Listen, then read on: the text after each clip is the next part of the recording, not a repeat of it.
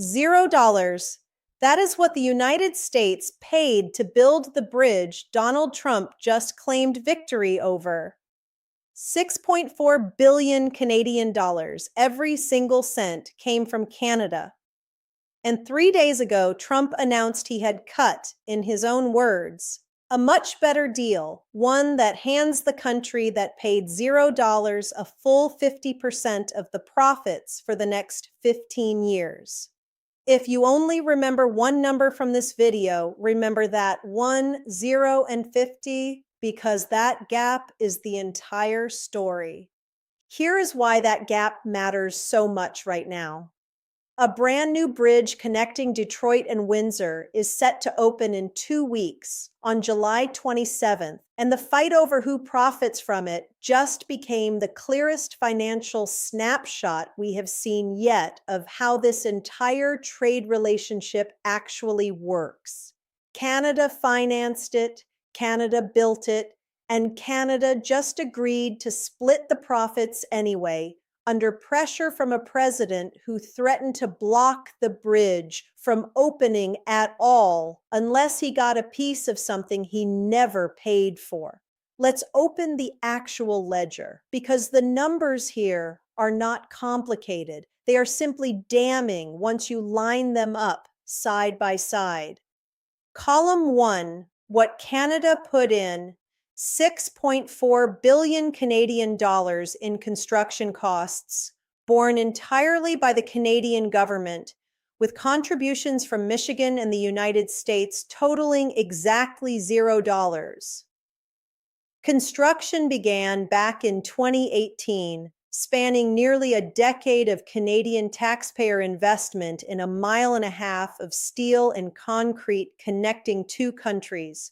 The original agreement, negotiated years before Trump's second term began, reflected that lopsided investment fairly. Canada would collect 100% of toll revenue until it had fully recovered its construction costs. Only then would profit sharing begin, and even then only after the country that actually paid for the bridge had been made whole.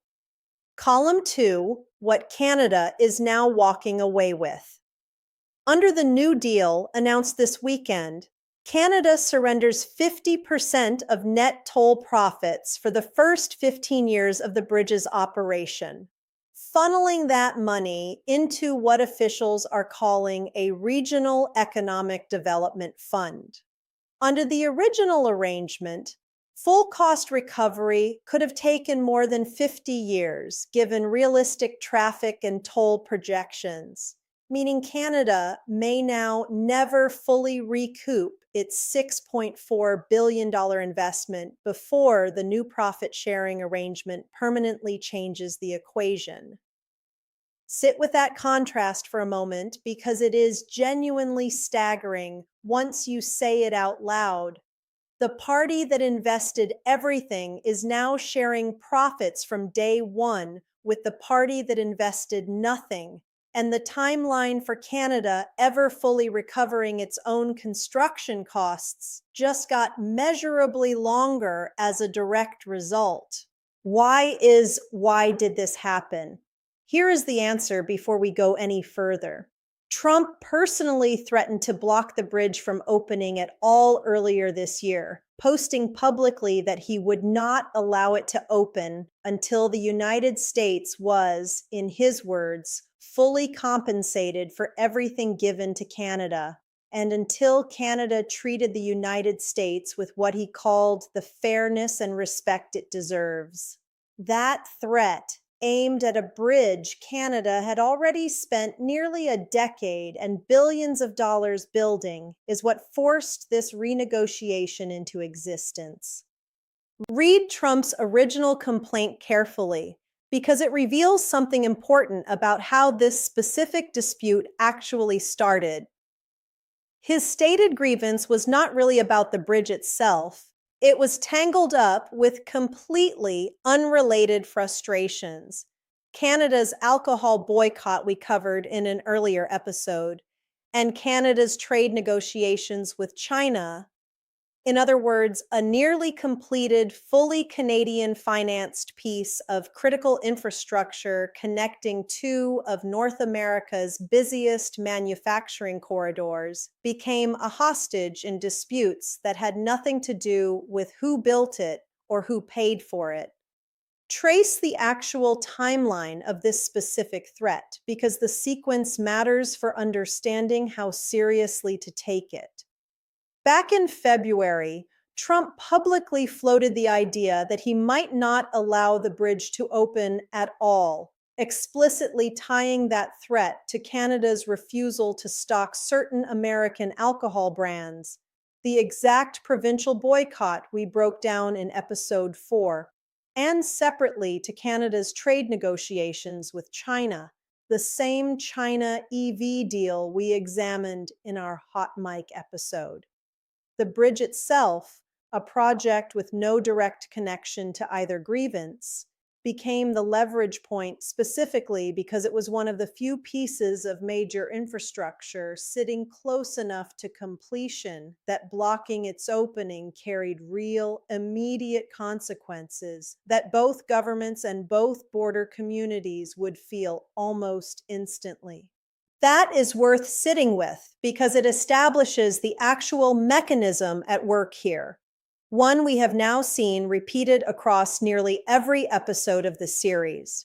Washington identifies genuine Canadian leverage, in this case, a bridge. Canada desperately wants open on schedule to ease trade congestion and applies pressure completely disconnected from the underlying merits of that specific asset, using it instead as a bargaining chip for entirely separate grievances. Let's look at what Canada actually received in exchange for handing over 50% of its own bridge's profits, because that is where this story gets genuinely strange. The new agreement establishes what officials describe as a regional economic development fund, receiving half of all net toll profits for 15 years. And here's the detail that should make you sit up straight. According to reporting on the deal's actual terms, what that fund does and who runs it is not currently clear, even to the Canadian officials commenting on the arrangement. Think about what that actually means. Canada agreed to redirect potentially hundreds of millions of dollars in future toll revenue toward an entity whose governance structure, spending authority, and actual purpose remain publicly undefined at the moment the deal was announced. That is not simply an unfavorable financial term. That is an unfavorable financial term with a blank space where the accountability should be. A normal profit-sharing agreement specifies who controls the shared funds, how they can be spent, and what oversight exists to prevent misuse.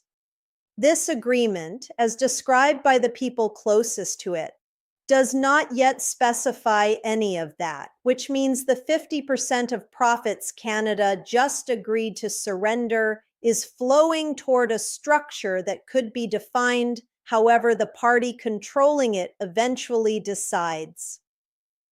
Consider the two most likely explanations for why this specific detail remains so vague at the moment of announcement, because both are worth taking seriously. One possibility is simply the ordinary messiness of last-minute deal-making under public pressure, negotiators reaching a broad framework agreement quickly to meet a hard deadline, with the specific governance mechanics deliberately left for a follow-up phase once the immediate crisis of a blocked bridge opening had been resolved. The other possibility is less generous, that leaving the fund structure undefined serves a strategic purpose, allowing whichever government ends up with practical control over its administration to shape the actual rules well after the political spotlight from this specific announcement has already moved on to the next story. Either explanation should concern anyone tracking how much oversight Canadian taxpayers will actually have over their own forfeited profits, because both scenarios lead to the same practical outcome in the near term. Real money begins flowing the moment the bridge opens on July 27th, while the rules governing that money remain unsettled and largely invisible to the public paying for it. Now, let's talk about how this deal is actually being sold to the public, because the gap between the marketing and the ledger is almost as striking as the numbers themselves. Trump's own description of the outcome leaves no room for nuance. He wrote that he was able to cut, in his own capitalized words, a much better deal for America, and that the original deal made was unacceptable to him. Michigan's governor, notably, celebrated the bridge's opening in her own public statement without mentioning Trump or his administration at all, instead crediting Michigan workers for building a critical piece of infrastructure that will speed up auto production and create better paying jobs on both sides of the border. That omission is not an accident. It is a signal. Even officials directly benefiting from this deal are not uniformly crediting the renegotiation as the reason this bridge is finally opening. Compare those two framings side by side, one side declaring a decisive victory, another side barely acknowledging the fight happened at all, while quietly celebrating a bridge Canadian taxpayers actually built.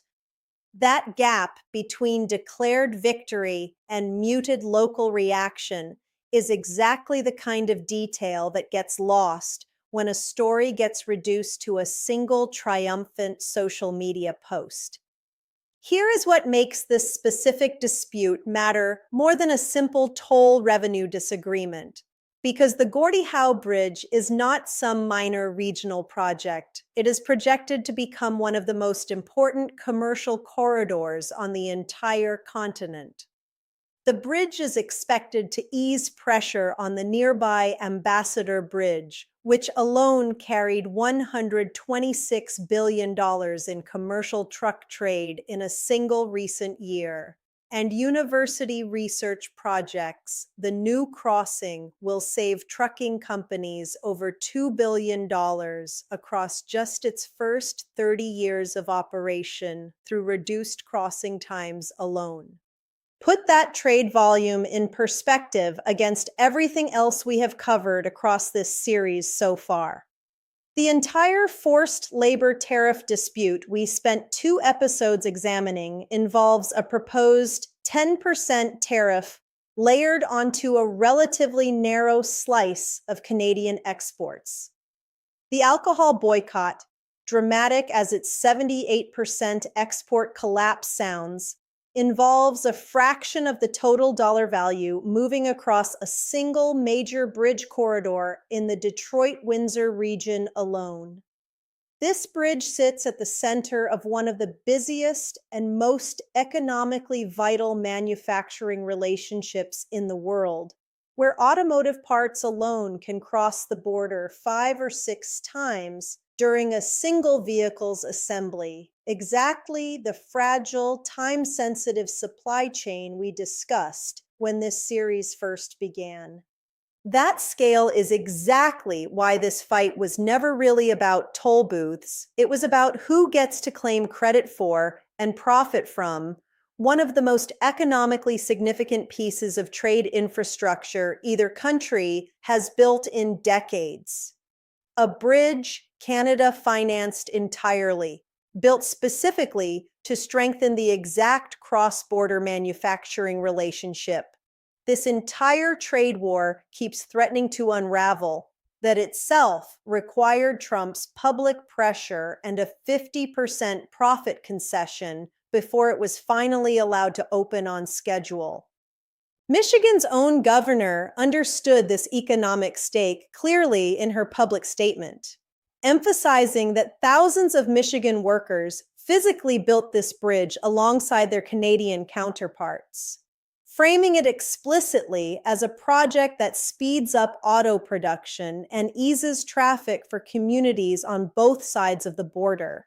Language notably focused on shared economic benefit rather than which government extracted better terms from the other in a last-minute negotiation. Let's return to the ledger one final time and ask the question underneath all of this, because it is the same question worth asking about nearly every episode in this entire series. Does financial contribution actually determine leverage in this relationship, or does whoever controls final approval get to redefine the terms regardless of who paid for what? Canada's $6.4 billion investment should have been the single strongest point of leverage in this entire dispute. A completed, functioning, desperately needed piece of infrastructure that Canada alone financed from the ground up. And yet, that investment alone was not enough to prevent a last-minute renegotiation, handing away half the profits. Because Trump controlled something Canada's financial investment could not offset: the simple ability to block American approval for the bridge's opening, regardless of who built it. That imbalance, control over approval outweighing control over construction cost, is worth remembering as you watch every future dispute in this broader trade relationship, because it suggests financial fairness alone will never be sufficient protection against this specific kind of pressure, no matter how lopsided the original investment numbers clearly are. This same dynamic has quietly repeated itself across nearly every story in this series, even when the specific mechanism looked different on the surface. Canada's forced labor enforcement record mattered less than Washington's ability to threaten a tariff regardless of the underlying facts. Canada's independent trade decisions with China mattered less than whether Washington happened to approve of the specific terms in private. In each case, the party with formal approval power over some critical gateway, whether a tariff schedule, a trade agreement renewal, or in this case, a bridge opening, held functional leverage that raw financial investment or policy merit alone could not overcome. The Gordie Howe Bridge dispute simply makes that underlying pattern more visible than usual because the numbers involved are so stark and so easy to verify independently of either government's public framing. Let's walk through where this specific arrangement realistically goes from here, because there are three paths worth tracking as the bridge actually opens and begins generating real toll revenue. Scenario 1. The Economic Development Fund gets clearly defined in the coming weeks with transparent governance, genuine binational oversight, and specific, publicly documented spending priorities benefiting both Michigan and Ontario communities near the crossing. If this happens, some of the sting from the 50% concession softens considerably, because Canada would at least retain meaningful influence over how its share of forfeited profits gets spent, even if it never sees that money directly. Scenario 2. The fund's governance remains vague and underdocumented well after the bridge opens, with toll revenue quietly flowing into an entity Canadian taxpayers have limited visibility into or control over. In this scenario, today's headline moment fades from public attention within weeks, exactly the way so many trade disputes in this series eventually do, while the actual financial arrangement continues operating with minimal scrutiny for the full 15-year term. Scenario 3. This is the version that should concern anyone tracking the broader pattern across this entire trade relationship.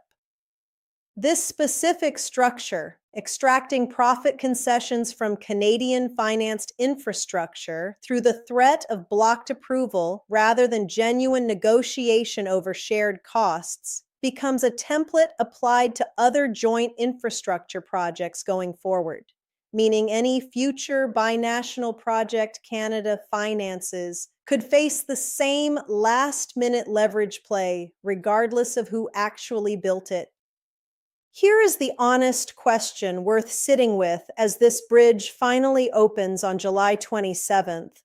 When Trump calls this a much better deal for America, is he technically correct simply because he extracted concessions Canada would not have otherwise made, regardless of whether those concessions reflect who actually built and paid for the asset in question? A deal can be genuinely better for one side while still being fundamentally disconnected from who invested what, and untangling those two things is exactly what makes financial disputes like this one so much harder to resolve than a simple question of fairness would suggest. Here is my honest read on where this specific arrangement lands. The 50% concession is real and it is significant. There is no version of this story where Canada does not walk away having given up meaningful value it did not have to give up under the original agreement, but the undefined nature of the development fund may end up mattering just as much as the 50% number itself, because a poorly governed fund could either become a genuine embarrassment once its actual operations become public, or a quiet, permanent transfer of value from Canadian taxpayers to a structure nobody outside the negotiating room fully understands. There is a broader lesson here that extends well beyond this single bridge, one worth carrying into every future infrastructure or investment story involving these two countries. Whenever Canada finances a project unilaterally, expecting that investment alone to guarantee proportional control or profit down the road, this deal now stands as a concrete example of exactly how that assumption can fail once political leverage enters the picture at the final stage. Future Canadian infrastructure planning on projects large and small may need to account for this exact scenario in advance, building in firmer legal protections before construction begins, rather than relying on the fairness of an original agreement that can apparently be renegotiated under pressure, regardless of who already paid the bill. Watch closely for whether Canadian officials or independent journalists manage to obtain and publish the actual governance terms of this development fund in the weeks after the bridge opens, because that single document would tell you more about who really won this negotiation than any social media victory post from either side of the border.